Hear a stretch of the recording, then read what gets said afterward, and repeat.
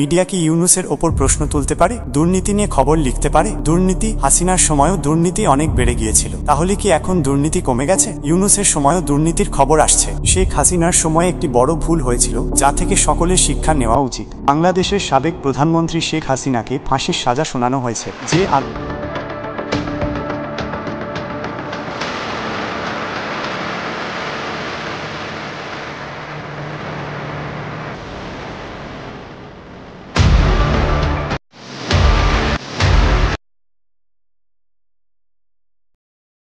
আসসালামু আলাইকুম প্রিয় দর্শকবৃন্দ, আপনারা দেখছেন তাওয়াক্কুল অ্যানালিসিস। বাংলাদেশের সাবেক প্রধানমন্ত্রী শেখ হাসিনাকে ফাঁসির সাজা শোনানো হয়েছে। যে আদালতে এই সাজা শোনানো হয়, সেখানে উপস্থিত জনতা হাততালি দিতে শুরু করে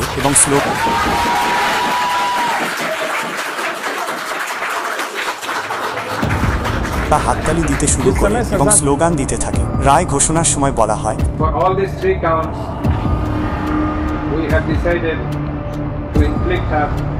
with only one sentence. For all these three counts, we have decided to inflict her with only one sentence, that is, the sentence of death. এই তিনটি অভিযোগের জন্য আমরা তাকে একটিমাত্র শাস্তি দেওয়ার সিদ্ধান্ত নিয়েছি, আর তা হলো মৃত্যুদণ্ড। রায় ঘোষণার সময় ঢাকা বিশ্ববিদ্যালয়ে এর সরাসরি সম্প্রচার করা হয় এবং মিষ্টি বিতরণ করা হয়। আগের দিনের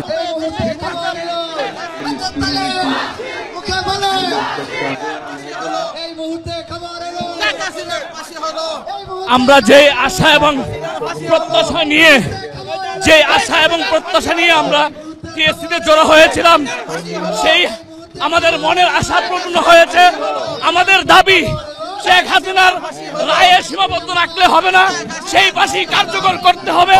আগের দিনের বিক্ষোভ, রায়ের আগের দিন বিক্ষোভও হয়েছিল, যেখানে শেখ হাসিনাকে কঠোর থেকে কঠোরতম শাস্তি দেওয়ার দাবি জানানো হয়। প্রচার মাধ্যম 2-3 ঘন্টার শুনানি চলে এবং রায়ের পুরোটা বাংলাদেশ টিভিতে সম্প্রচার করা হয়। আন্তর্জাতিক অপরাধ ট্রাইব্যুনাল (ICT) যে আদালত শেখ হাসিনাকে ফাঁসির সাজা দিয়েছে, সেটি 2010 সালে হাসিনাই গঠন করেছিলেন। আন্তর্জাতিক অপরাধ ট্রাইব্যুনাল (ইন্টারন্যাশনাল ক্রাইমস ট্রাইব্যুনাল) তৈরি করা হয়েছিল, যাতে 1971 সালে বাংলাদেশের মুক্তি সংগ্রামের সময়কার যুদ্ধাপরাধী এবং গণহত্যা বা মানবতা বিরোধী অপরাধের মতো ঘটনাগুলির তদন্ত করা যায়। এখন এই আদালতই শেখ হাসিনাকে ফাঁসির সাজা শোনাল। 5 আগস্ট তার ভারতে যাওয়ার পর ট্রাইব্যুনালটি আবার পুনর্গঠিত হয়। গ্রেপ্তারি পরোয়ানা 17 অক্টোবর 2024-এ এই ট্রাইব্যুনাল শেখ হাসিনার গ্রেপ্তারের আদেশ জারি করে। গত বছর ডিসেম্বরে বাংলাদেশ আনুষ্ঠানিকভাবে দাবি করেছিল যে ভারত যেন শেখ হাসিনাকে তাদের হাতে তুলে দেয়। ভারত তখন কোনো জবাব দেয়নি। ভারতের ওপর চাপ, এই রায়ের পর ভারতের ওপর চাপ বাড়তে পারে, তবে মনে হয় না যে ভারত শেখ হাসিনাকে তুলে দেবে। শুনানি, বাংলাদেশের আন্তর্জাতিক অপরাধ ট্রাইব্যুনালে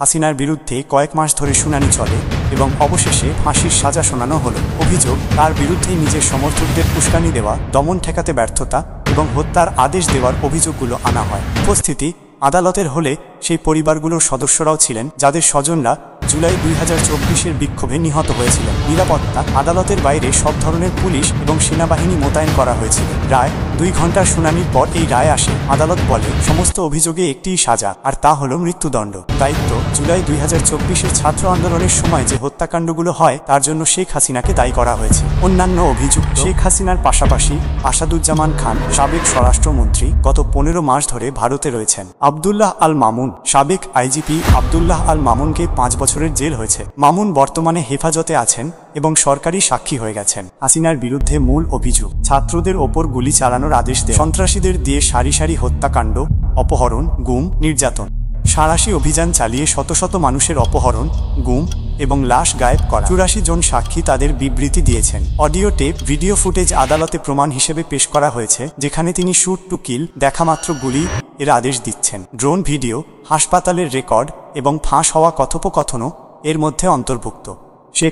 শেখ হাসিনা বর্তমানে ভারতে আছেন। তিনি বলেছেন যে তার বিরুদ্ধে যে রায় এসেছে, সেটি একটি ভুলভাবে গঠিত আদালত দিয়েছে। এটি এমন একটি সরকার গঠন করেছে যারা নির্বাচিত নয়, এর কোনো জনসমর্থনও নেই। ফাঁসির সাজা শুনিয়ে এই ট্রাইব্যুনাল এবং সরকার তাদের উদ্দেশ্য কতটা ভয়ঙ্কর তা জানিয়ে দিয়েছে। বাংলাদেশের অন্তর্বর্তী সরকার আওয়ামী লীগকে রাজনৈতিক শক্তি হিসেবে শেষ করে দিতে চায়। হাসিনা বলেন যে তিনি তার বিরুদ্ধে আনা মানবাধিকার লঙ্ঘনের অভিযোগ অস্বীকার করেন। এই রায়ের আগে শেখ হাসিনার দল বাংলাদেশ আওয়ামী লীগ লকডাউনের ডাকও দিয়েছিল। কোথাও কোনো সহিংসতা হলে গুলি করার আদেশও রয়েছে। শহরগুলোতে বিক্ষোভের খবর কম। আওয়ামী লীগ বলছে উন্নয়ন। আগস্ট 2024-এর আগে বাংলাদেশ ছিল উন্নয়নের পথে। বিশ্বের 40টি শীর্ষ অর্থনীতির মধ্যে অন্তর্ভুক্ত হতে যাচ্ছিল। জনসমর্থন, গরিব, বিধবা, প্রবীণদের সমর্থন ছিল সরকারের প্রতি। তাদের জন্য বাড়ি তৈরি হচ্ছিল, স্বাস্থ্যের ওপর কাজ হচ্ছিল। শান্তি ও অগ্রগতি। দেশে শান্তি ছিল, সন্ত্রাসবাদের অবসান ঘটানো হচ্ছিল। বাংলাদেশ সফলতার গল্প তৈরি করছিল। ষড়যন্ত্র কিন্তু এর সাথে ছল করা হয়েছে। গান গাইতে গাইতে পুরনো শকুনরা চলে এসেছে, মিথ্যা স্বপ্ন দেখানো হয়েছে এবং দেশকে ধোঁকা দেওয়া হয়েছে। বিভ্রান্তি। সাধারণ মানুষ বুঝতে পারেনি যে তারা রাস্তায় কার সাথে দাঁড়িয়ে আছে। মোহাম্মদ ইউনূস। আওয়ামী লীগ বলছে যে 15 মাস পরে এখন মানুষ দেখতে পাচ্ছে যে নোবেল পুরস্কারের আড়ালে একটি বিষধর সাপ রয়েছে। তার সঙ্গে সেই শক্তিগুলো দাঁড়িয়ে আছে যারা 1971 সালে বাংলাদেশের বিরোধিতা করেছিল। এই সবই আওয়ামী লীগ টুইটারে লিখেছে। বাংলাদেশের অন্তর্বর্তী সরকারের প্রধান মোহাম্মদ ইউনূসের আসার পর ভারত ও বাংলাদেশের সম্পর্ক খারাপই হয়েছে। এই রায়ের পর তা আরও খারাপ হবে। ভারতে ঐকমত্য। ভারতে শেখ হাসিনার ইস্যুতে সমস্ত বিরোধী দল সরকারের সাথে একমত। ভারত শেখ হাসিনাকে ফেরত পাঠানোর চাপে পড়বে বলে মনে হয় না। বাংলাদেশে ভারত বিরোধী মনোভাব।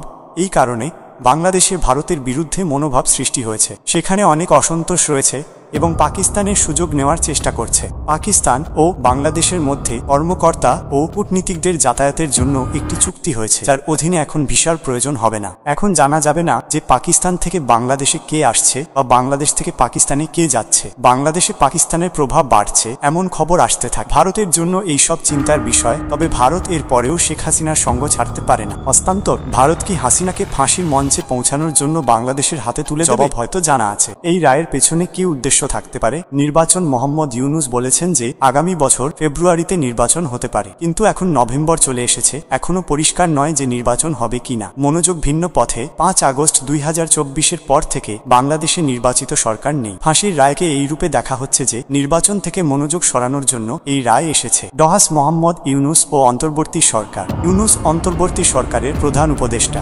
সরকারের প্রকৃতি। এই দেশে কোনো নির্বাচিত সরকার নেই। দেশ চলছে যেন একটি প্রশ্ন, একজন সরকারের প্রধান কিভাবে প্রধান উপদেষ্টা হতে পারে? ইউনূসের ওপরও নির্বাচন করানোর চাপ আছে, কিন্তু তার চেয়েও বড় কথা হলো তিনি বাংলাদেশকে সামলাতে পারছেন না। তার কাছ থেকে আশা করা হয়েছিল যে তিনি বাংলাদেশকে গণতন্ত্র ও উন্নয়নের পথে নিয়ে যাবেন, কিন্তু সেখানকার সরকারের সব শক্তি বদলা নেওয়ার কাজে লেগে আছে। গণমাধ্যমের স্বাধীনতা। সাংবাদিকদের ওপর নিপীড়ন। বড় সংখ্যায় সাংবাদিকদের জেলে ঢোকানোর খবর আছে। তাদের পরিবারের অবস্থা খারাপ। চাকরিচ্যুতি। ছাত্র নেতাদের চাপে সাংবাদিকদের চাকরি থেকে বরখাস্ত করা হচ্ছে, জেলে ঢোকানো হচ্ছে। এই সাংবাদিকদের জন্য সকলের কথা বলা উচিত এবং তাদের মুক্তির দাবি জানানো উচিত। গণতন্ত্রের গুরুত্ব। গণতন্ত্র ছাড়া কোনো দেশ উন্নতি করতে পারে না, স্বপ্ন যেমনই হোক আর উদ্দেশ্য যেমনই হোক। বাংলাদেশের অর্থনীতি। অর্থনৈতিক মনোযোগ। ইউনূসকে উচিত প্রতিশোধের পথ ছেড়ে বাংলাদেশের অর্থনৈতিক অবস্থার দিকে মনোযোগ দেওয়া। অর্থনৈতিক অবনতি। বলা হচ্ছে যে বাংলাদেশ একসময় একটি উদীয়মান দেশ ছিল, কিন্তু তার অবস্থা খারাপ হচ্ছে। এমনটা নয় যে শেখ হাসিনার সময় ভুল হয়নি। সমালোচকদের লক্ষ্য। তার সময়ও বিরোধী কণ্ঠকে নিশানা করা হয়েছিল। তবে এই বিদ্বেষের ধারা, কিন্তু এই ধারাবাহিকতা কতদিন চলবে? এখন কেন চলছে? এতে কোনো দেশ বা সমাজের ভালো হতে পারে না। প্রশ্ন। যদি শেখ হাসিনার সময় তার সরকারের সমালোচনা করা না যেত, বিরোধীদের জেলে দেওয়া হতো, তাহলে কি এখন এসব বন্ধ হয়ে গেছে? গণমাধ্যমের স্বাধীনতা। পুনরায় সেখানকার মিডিয়া কি ইউনূসের ওপর প্রশ্ন তুলতে পারে? দুর্নীতি নিয়ে খবর লিখতে পারে? দুর্নীতি। হাসিনার সময়ও দুর্নীতি অনেক বেড়ে গিয়েছিল, তাহলে কি এখন দুর্নীতি কমে গেছে? ইউনূসের সময়ও দুর্নীতির খবর আসছে। শেখ হাসিনার সময় একটি বড় ভুল হয়েছিল, যা থেকে সকলের শিক্ষা নেওয়া উচিত। ভুল নীতি। 560টি মডেল মসজিদ তৈরি করেছিলেন, যার মাধ্যমে কট্টরপন্থী শক্তিকে উৎসাহিত করা হয়েছিল। সংস্কৃতির গুরুত্ব।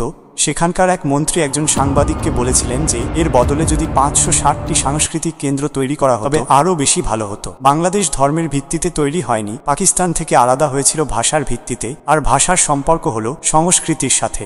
আওয়ামী লীগ এবং কট্টরপন্থা, কিন্তু হাসিনাও তার পক্ষের কট্টরপন্থী শক্তিকে উৎসাহিত করেছিলেন। হেফাজতে ইসলাম একসময় হাসিনার সমর্থক ছিল, এখন তাদেরকেই তার রক্তের পিপাসু বলা হচ্ছে। কূটনৈতিক সম্পর্ক। দিল্লিতে হাসিনা সাংবাদিকদের সাক্ষাৎকার দিলে বাংলাদেশের পররাষ্ট্র মন্ত্রণালয় ঢাকায় ভারতের ডেপুটি চিফ অফ মিশনকে তলব করে এবং মিডিয়ার প্রবেশাধিকার বন্ধ করার দাবি জানায়। কিছুদিন আগেই শেখ হাসিনা ভারতীয় মিডিয়ার সাথে কথা বলেছিলেন। এর আগে তিনি ফ্রান্স ও ব্রিটেনের সাংবাদিকদের সাথেও কথা বলেছিলেন, কিন্তু সেই দেশগুলোর কাছে কোনো আপত্তি জানানো হয়নি। সম্পর্কের অবনতি। তাহলে ভারতের সঙ্গে সম্পর্ক খারাপ হবে? ভারতের মর্যাদা। তবে ভারত সেই ইতিহাসকে কিভাবে উল্টে যেতে দিতে পারে যে ইতিহাস নিয়ে আজও গর্ব করে? ফাঁসির যে রায় এসেছে তার আশঙ্কা আগে থেকেই করা হচ্ছিল। গতিপথ পরিবর্তন, কিন্তু বাংলাদেশ যে নতুন পথে চলছিল, উন্নয়নের পথে ছুটছিল, এখন তা পিছলিয়ে যাচ্ছে। তরুণদের প্রতি বার্তা, সুতরাং সেখানকার তরুণদের, সেখানকার মানুষদের বোঝা উচিত যে এই পরিবর্তনের মাধ্যমে কি সেই সব উদ্দেশ্য পূরণ হচ্ছে? এটা কি বাংলাদেশের জন্য ভালো? উন্নয়ন এবং প্রতিবেশী কট্টরপন্থার পথে যাওয়া ভারতের জন্য ভালো নয়, কোনো দেশের জন্যই ভালো নয়। দুই প্রতিবেশী দেশের সম্পর্ক একে অপরের উন্নয়নের পথে চলার সুযোগ দিচ্ছিল। এই সব ভারতকেও ভাবা উচিত, বাংলাদেশকেও ভাবা উচিত।